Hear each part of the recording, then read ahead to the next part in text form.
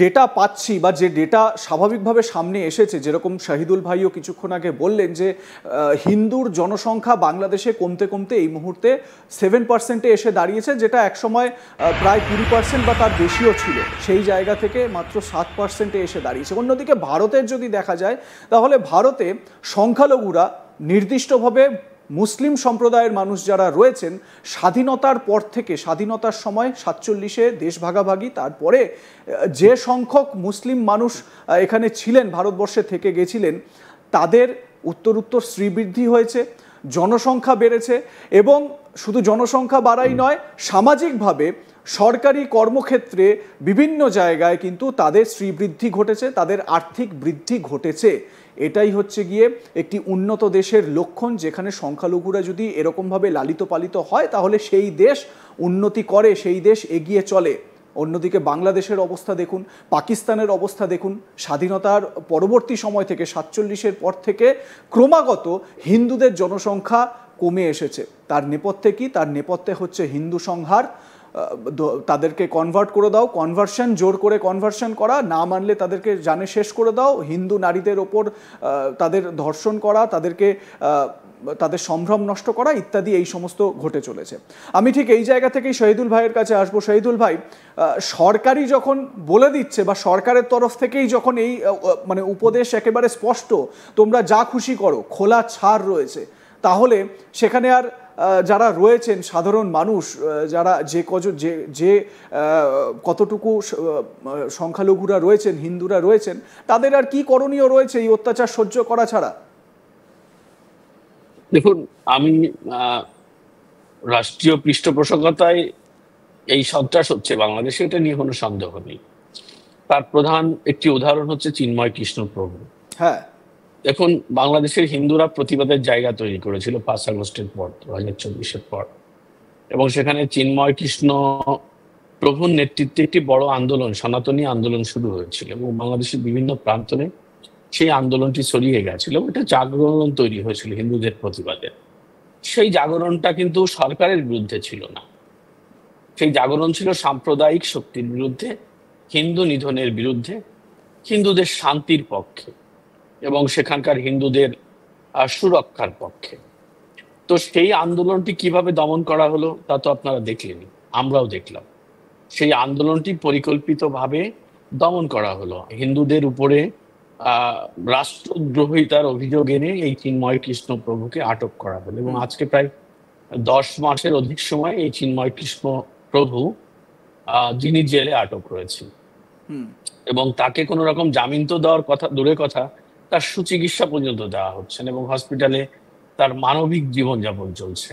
আমরা জানতে পেরেছি যেটা তাকে ঠিকমতো খাবার পরিবেশন করা হয় না। আপনি জানেন যে সাধু সন্ন্যাসীদের খাবার একটু ডিফারেন্ট হয়ে থাকে, এবং তাকে চিকিৎসা দেওয়া হচ্ছে। এবং বাংলাদেশে মানে আইনহীনতার যে সংস্কৃতি চালু হয়েছে, সবচেয়ে বড় যে জায়গাটি, সেটি হলো সরকারের পক্ষ থেকে স্পষ্ট করে আইন আদালতকে নির্দেশনা দেওয়া হয়েছে যে সরকারের মানে ছাড়া, কি বলে, অনুমতি ছাড়া কাউকে জামিন দেওয়া যাবে না। তো সেই জায়গায় দাঁড়িয়ে চিন্ময় কৃষ্ণ প্রভুরা জামিনও পাচ্ছেন, এবং এটি মূলত করা হচ্ছে যে বাংলাদেশের হিন্দুরা যাতে প্রতিবাদ না করে, এবং এই প্রতিবাদ না করার এই যে পলিসি, এই পলিসির বিপরীতেও তারা আরেকটা পলিসি দাঁড় করিয়েছে। সেখানে কিছু হিন্দুদেরকে তারা তাদের সুযোগ সুবিধা দিয়ে এই নিজেদের পক্ষে দাঁড় করিয়েছে, যারা সংখ্যায় খুবই কম, মানে এই 7%-এর -% কাছাকাছি, মানে 2, 4, 10 জন, 20 জন, 50 জন, তাদেরকে সামনে এনে বলা হচ্ছে যে না, বাংলাদেশের সংখ্যালঘুরা ভালো আছে, তারা স্বর্গে আছে। এবং কেউ কাউকে, কোনো হিন্দুকে দিয়ে ডকুমেন্টারি বানানো হচ্ছে যে হিন্দুদের বিরুদ্ধে ভারতীয় মিডিয়া অপপ্রচার করছে, ভারত অপপ্রচার করছে, বাংলাদেশে সংখ্যালঘু নির্যাতন হচ্ছে না। কোনো হিন্দু ওই জামাত ইসলাম, ইসলামী ঐক্য আন্দোলন, ইসলামী আন্দোলন যারা এই সব মবের সঙ্গে জড়িত, তাদের সমাবেশে চলে যাচ্ছে, যে তারা বক্তব্য দিচ্ছে। তো এই যে পলিসি, এই পলিসিটা মূলত পাকিস্তানের মতো পলিসি। পাকিস্তানে এই পলিসি অ্যাপ্লাই করে কিন্তু হিন্দু শূন্য করা হয়েছে, এবং সেই ধারাবাহিকতাই ইউনূস সরকার নিয়েছে, এবং তার যে দোসর ইউনূস সরকারের যারা সহযোগী, এই সাম্প্রদায়িক শক্তি, তারা সেটাকে ধারণ করেছে। এবং বাংলাদেশে যেটি আপনি বললেন যে আন্দোলন সংগ্রাম তো দূরের কথা, প্রতিবাদটুকু করতে দেওয়া হচ্ছে না। কারণ প্রতিবাদ করলে তাদের মৃত্যু হুমকি দেওয়া হচ্ছে, পরিবারকে দেওয়া হচ্ছে, তার আত্মীয় স্বজনকে দেওয়া হচ্ছে, নানাভাবে এটি করা হচ্ছে। ইভেন সবচেয়ে বড় জায়গাটি হলো যে আপনি যখন নির্যাতন নিপীড়নের শিকার হচ্ছেন তখন আপনাকে মিডিয়া ট্রায়ালে ফেলা হচ্ছে। হ্যাঁ, মানে এখন তো বাংলাদেশের মিডিয়া, আপনি জানেন যে একদম রিসেন্টলি একদম যে ঘটনাটি ঘটিয়েছে, যে পাকিস্তান ভারত যুদ্ধে, ইরান ইসরায়েল যুদ্ধে বাংলাদেশের মিডিয়া কাদেরকে ইনফরমেশন ওয়ার চালিয়েছে একদম বাংলাদেশি মিডিয়া। একদম বাংলাদেশের মিডিয়া এখনো সেই ইনফরমেশন ওয়ারটাই চালাচ্ছে হিন্দুদের বিরুদ্ধে, যে হিন্দুরা বাংলাদেশে নির্যাতন হচ্ছে না। আমরা যখন দেখলাম যে কুমিল্লার মুরাদনগরে একজন মহিলাকে রেপ করে তার বিবস্ত্র ছবি ছাড়িয়ে দেওয়া হলো, একদমই এটা নিয়ে আমরা যখন প্রতিবাদ করলাম তখন দেখলাম যে কিছু হিন্দুও বলছে যে না, এরকম কোনো ঘটনা ঘটেনি। কিন্তু পরের দিন যখন রাষ্ট্র থেকে বিবৃতি দেওয়া হলো যে এরকম ঘটনা ঘটেছে, হ্যাঁ, তখন তারা চুপসে গেল। শাহিদুল ভাই স্পষ্ট তার বক্তব্যে যে ভয়, কতটা আতঙ্কে রয়েছেন সেটা স্পষ্ট।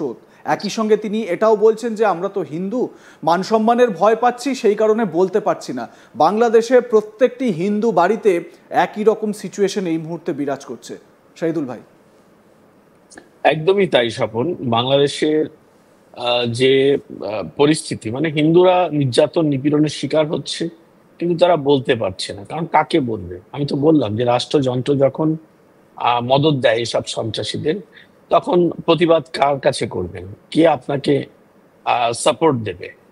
তো সেই জায়গাটি তো তৈরি হচ্ছে না। আর এখানে সবচেয়ে বড় সমস্যাটা বাংলাদেশে এই মুহূর্তে হয়েছে, সেটি হচ্ছে যে এই যে বাংলাদেশের সংখ্যালঘু সম্প্রদায়, এরা যে সৌহার্দ্য সম্প্রীতির মধ্য দিয়ে বসবাস করতো বাংলাদেশে, তারা যে মানুষগুলো তাদের পাশে দাঁড়াতো মুসলিম সম্প্রদায়ের, তারা 2024-এর 5 আগস্ট ঘর বাড়ি ছেড়ে পালিয়ে গেছে, নিজেদেরই জীবন বাঁচছে না। তাদেরকেও ঠিকই একই কায়দায় এর চেয়ে বিভৎসভাবে হত্যা করা হয়েছে, লুটপাট করা হয়েছে, ভাঙচুর করা হয়েছে। সেই সম্প্রদায়ের মানুষগুলো এদের পাশে আজ দাঁড়াতে পারছে না, নেই তারা, তাদের পরিবারকেই তারা সেভ করতে পারছে না। তখন এই সম্প্রদায়ের মানুষদেরকে কারা মানে সেভ করবে?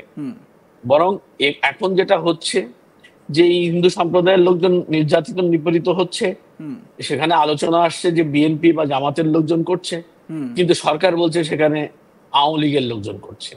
যেখানে 10 মাসে আওয়ামী লীগের লোকজন রাস্তায় দাঁড়াতে পারছে না, ঘরে ফিরতে পারছে না, মা বাবাকে দেখতে পারছে না, স্ত্রী সন্তানের সঙ্গে ঘর করতে পারছে না, সেখানে দাঁড়িয়ে তারা কিভাবে নির্যাতন করছে? একদমই তাই, মাঠে না থাকলে। তো এটা হচ্ছে সরকারের প্রোপাগান্ডা।